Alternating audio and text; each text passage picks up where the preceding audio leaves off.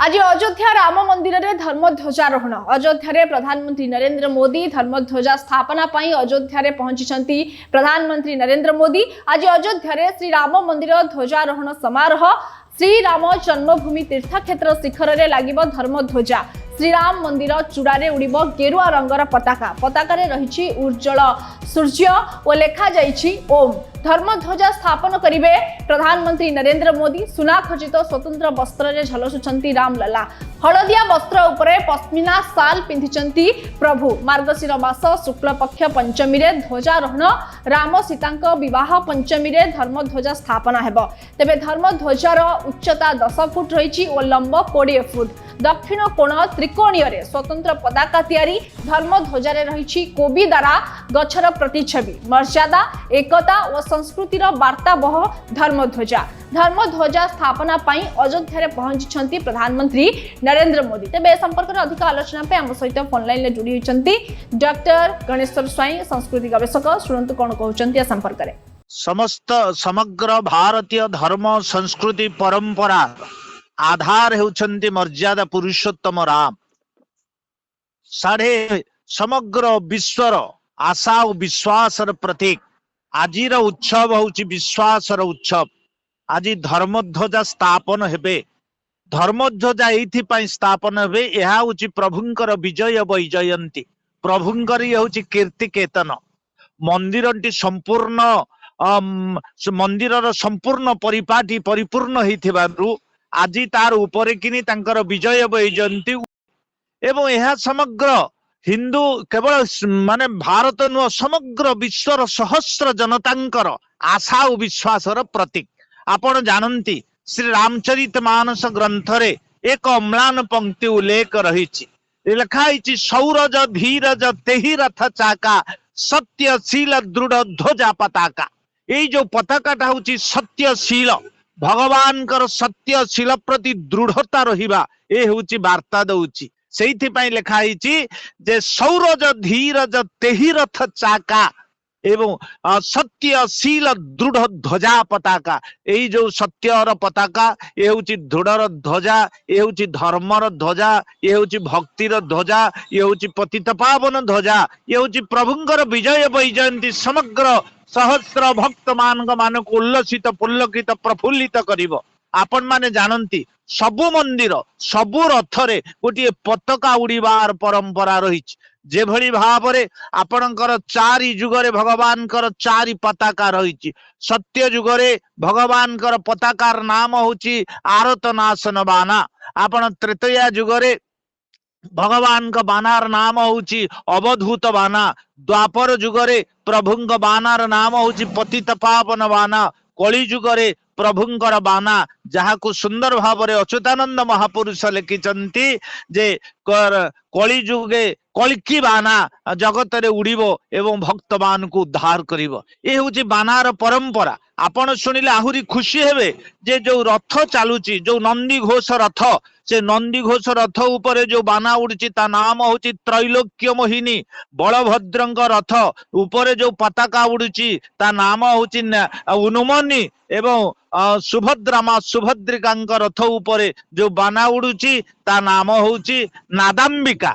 एवं कर्णर रथ उपरे जो बाना उड़ुथिला ता नाम होची विजय बाना।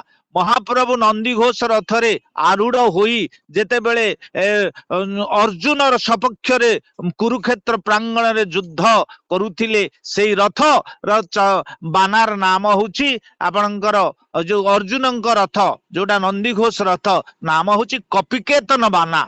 तेणु एमती सबु बानार गोटे नामकरण करा जायछि। सेइथि पई आम ओडिया भाषा रे आपण कवि सम्राट सुंदर भावरे कहिचंती पताका अंचले चंचल डाके पापी को अबा आशये नील नग नगर को भल करिवा। ये होची प्रभुंकर श्रीहस्त।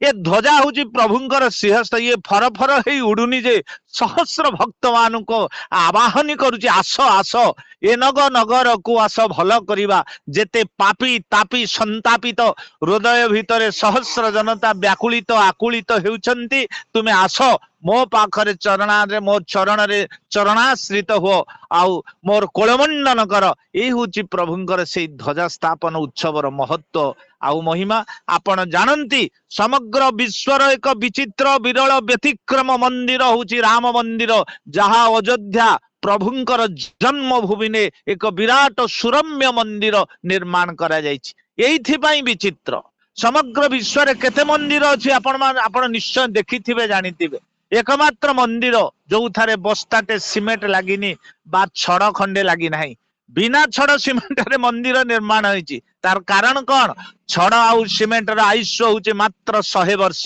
किंतु ए जो मंदिर ए मंदिर र आयुष्य होउछि आपणकर 2500 वर्ष से ए मंदिर रे छड़ सीमेंट लागिलानी सारा विश्व सहस्र भक्त माने 5 टंका दान करथिले मंदिर पाई 1400 कोटी टंकार मंदिर आज परिपूर्ण होगा जाऊँगी 70 एकर जगह 2.5 एकर जगार मंदिर होइछि से मंदिर भव्य दिव्य प्रलभ्य मंदिर को जड़े स्वचक्षुरे न देखिले प्रभु महत्व और महिमा को से बुझे पारिबो नाही एवं यही जो मंदिर रे प्रभु आज बालक रूप रे पूजा पाउछन शिवं को पचरागा तुमर प्रभु किए तुमर इष्ट देव किए ना इष्ट देव मम बालक रामा शोभा बपुष कोटि शत कामा तेणु राम जन्मभूमि रे राम भरत लक्ष्मण शत्रुघ्न चारि भ्राता पूजा पाउचंती एवं बालक रूप रे पूजा पाउचंती एवं भारतर अन्य मंदिर आपण देखिबे